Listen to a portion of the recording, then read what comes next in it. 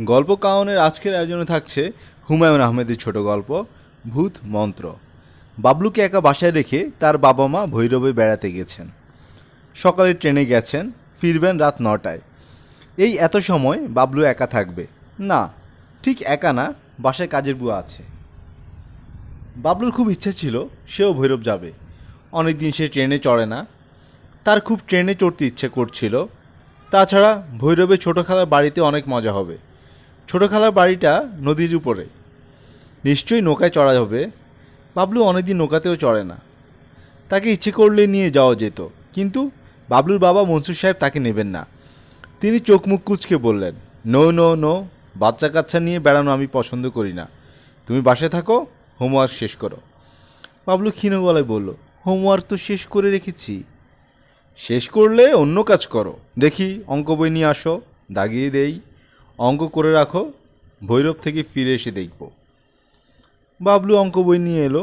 মনসুর সাহেব 20টা অঙ্ক দাগিয়ে দিলেন। সব করবে, একটা বাদ থাকলে কানে ধরে চরকি পাট খাওয়াবো। সারাদিন আছেই শুধু খেলার ধান্দায়। বাবলুর চোখে পানি এসে গেল। সারাদিন তো সে খেলার ধান্দায় থাকে না, খেলাধুলা যা করার স্কুলেই করে। বাসায় ফিরে বাবার ভয়ে চুপচাপ বই নিয়ে বসে থাকে। বাবলু তার বাবাকে অসম্ভব ভয় পায়। বাবাদের কোনো ছেলেই এত ভয় পায় না, বাবলু পায়।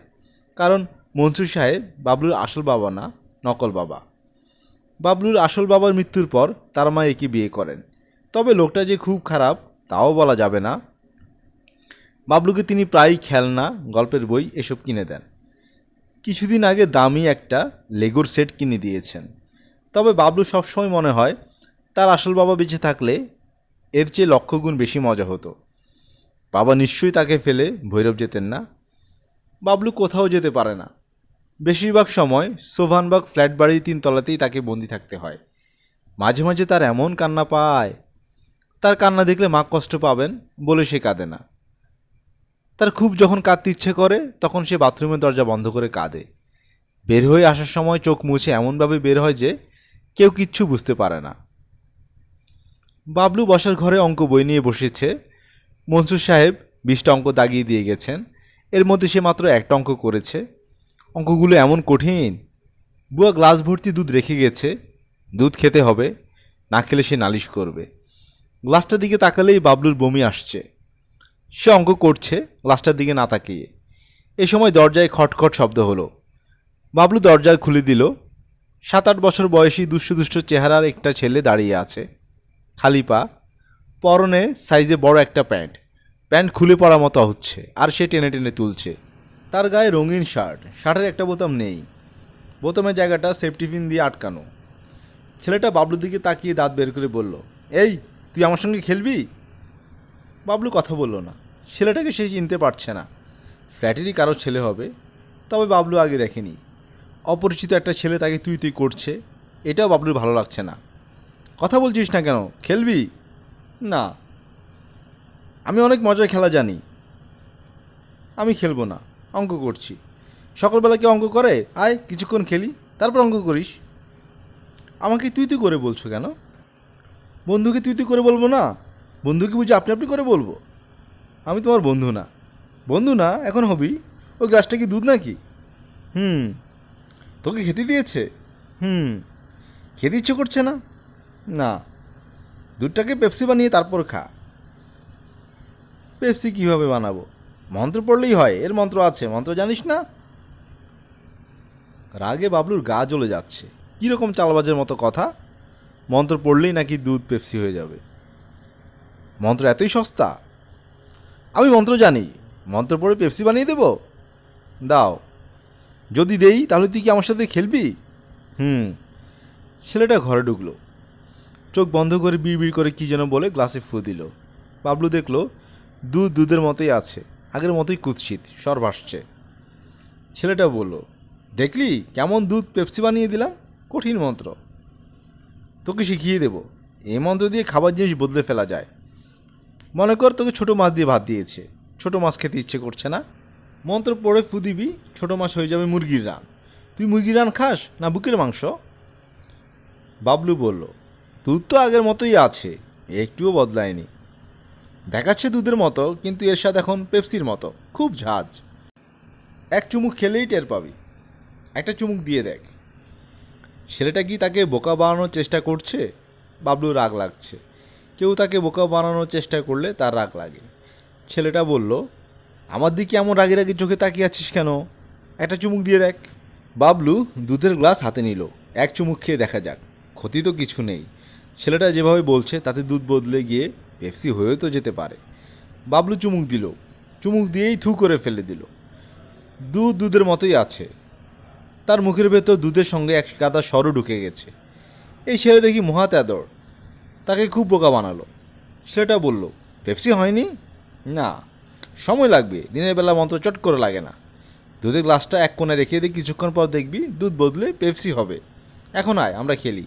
বেশিক্ষণ খেলবো না, অল্প কিছুক্ষণ খেলে আমি চলে যাব। আমি খেলবো না, আমাকে অঙ্ক করতে হবে। তাছাড়া তুমি মিথ্যাবাদী, মিথ্যাবাদীর সঙ্গে আমি খেলি না। আমি মিথ্যাবাদী তোকে কে বললো? দুধটা বদলাতে সময় লাগছে। বললাম না, গরমের সময় মন্ত্র সহজে ধরে না। তুমি চলে যাও, আমার অঙ্ক শেষ করতে হবে। কঠিন অঙ্ক? কঠিন। খুব কঠিন? খুব কঠিন। কঠিন অঙ্ক সহজ করার একটা মন্ত্র আছে, সেটা শিখিয়ে দিব। যে কোনো কঠিন অঙ্কের দিকে তাকিয়ে মন্ত্রটা পড়ে দুবার ফু দিলেই অঙ্ক সহজ হয়ে যাবে। চট করে করতে পারবি। দেব শিখিয়ে? তুমি আমার সঙ্গে ফাজলামি করছো কেন? তুমি কি ভেবেছো আমি বোকা? আমি মোটেই বোকা নই। মন্ত্র শিখবি না?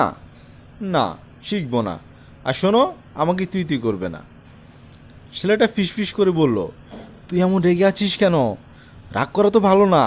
আচ্ছা শোন, রাগ কমাবার মন্ত্র আমার কাছ থেকে শিখবি। এই মন্ত্রটা খুব সহজ। হাত মুঠো করে এই মন্ত্র একবার পড়লেই রাগ কমে যায়। নিজের রাগ তো কমেই, আশেপাশে যারা আছে তাদের রাগও কমে। মনে কর তোর বাবা খুব রাগ করেছেন, তুই হাত মুঠো করে একবার মন্ত্রটা পড়বি, দেখবি মজা। তোর বাবা সব রাগ পানি হয়ে যাবে, তোকে হাসি মুখে কোলে তুলে নিবে। বাবলু বলল, তুমি যাও তো। চলে যাব? হ্যাঁ, চলে যাবে এবং আর কোনো দিন আসবে না। আচ্ছা, চলে যাচ্ছি। একটা খাতার কলম আন, চট চট করে মন্ত্রগুলো লিখে ফেল। আমি একবার চলে গেলে আর আমাকে পাবি না।